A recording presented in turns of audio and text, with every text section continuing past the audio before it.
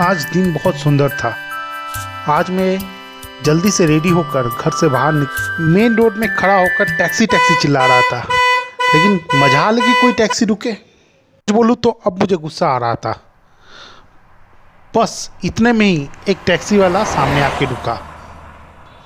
Taxi रुका और पूछा, साहब कहाँ जाना है? मैंने बोला, जल्दी से मुझे रेलवे स्टेशन ले चलो। ये सुनते ही वो जल्दी से रेलवे स्टेशन की तरफ गाड़ी भगाना स्टार्ट किया और कुछ ही पल में मैं रेलवे स्टेशन आके पहुंच गया। मैं आके देखा तो प्लेटफॉर्म में ट्रेन लगा हुआ है। मैं जल्दी से जाके ट्रेन में बैठ गया। लगेज बोलने को मेरे पास एक बैग और उसमें ज़्यादा सामान नहीं लिया, क्योंकि मैं आज घूमने जा रहा हूँ हिल स्टेशन। जाके मैं अपना सीट में बैठा और ट्रेन प्लेटफॉर्म से छूट गई। कुछ दिन के लिए ऑफिस से छुट्टी मिल गया। मैं घूमने जा रहा हूँ।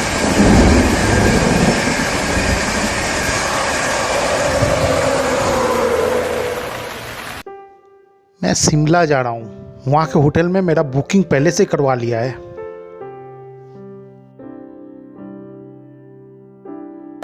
ट्रेन अंदर से खचाखच भरा था। जिधर नजर घुमाऊं उधर आदमी और आदमी का शोर।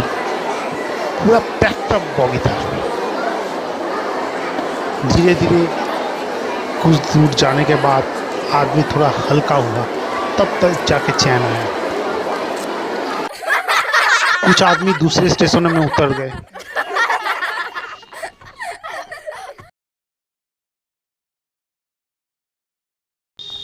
इतने में रात हो गया।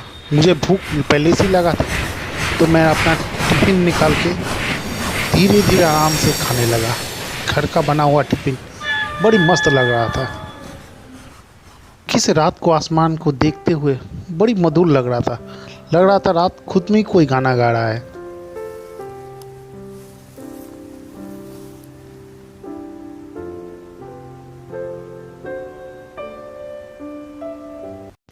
इतने में मुझे बड़ी जोर से प्यास लगी। मैं घर से पानी नहीं लाया था। सोचा था ट्रेन में खरीद लूँगा, लेकिन कोई बेचने वाला नहीं मिला।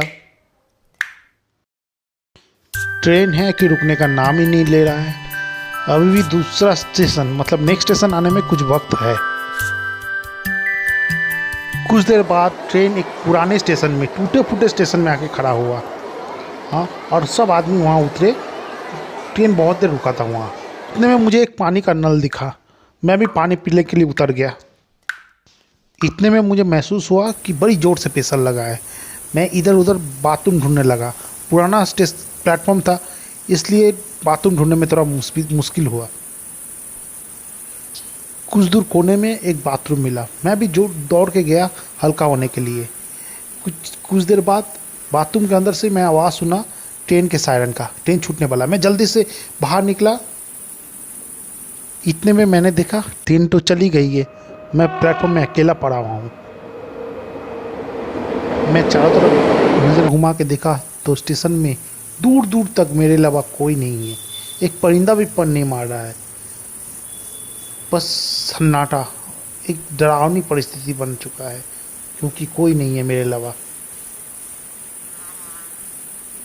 घड़ी देखा तो रात के 12 बज रहे हैं। टिकट काउंटर है, वो भी बंद है। ऐसे में अकेले में पड़ा हूँ।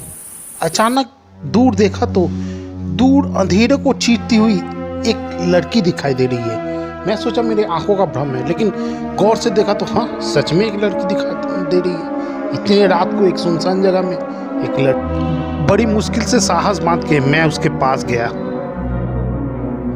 और पूछा, तुम अकेले सुनसान प्लेटफॉर्म में क्या कर रही हो? क्या तुम्हारा भी ट्रेन छूट गया? वो बोली, हाँ। एक तो सुनसान रात, आज के गांव में एक टूटा फूटा रेलवे प्लेटफॉर्म। विपरीत परिस्थितियों में कोई अनजान लड़की को अकेले देख के कोई भी इंसान डर जाएगा। मैं भी डरा। फिर डर पे काबू पाते हुए सोचा, अनजान लड़की है, इसका सहायता करना चाहिए, ये मुसीबत में है। मैंने उनसे पूछा, आपके घर वाले कहाँ हैं? आप कहाँ जा रही थी और ट्रेन कैसे छूट गया? मैं और मेरा पति घूमने शिमला जा रहे थे। मैं कुछ कारण वजह से ट्रेन से उतरी, इतने में ट्रेन छूट गया। मैं बोला उनको फ़ोन करके बोल दीजिए आप ट्रेन में छूट गई है स्टेशन पे। मेरे पास ना ही फ़ोन है, ना ही मैं उनका नंबर जानती हूँ। आज के ज़माने में आप अपने पति का नंबर नहीं जानती? भाई साहब, मैं ठहरी गांव की अनपढ़ लड़की, मुझे फ़ोन से क्या वास्ता। सच बोलूँ तो आज रात को इस सीट में बैठ के बिताना पड़ेगा। कल सुबह होगा तो कुछ किया जा सकता है। ठीक है, जैसी आपकी मर्जी। आप मेरी मदद कर रहे हैं, इसके लिए बहुत बहुत आभार। नहीं नहीं, कोई बात नहीं। आखिर इंसान ही इंसान का काम आता है।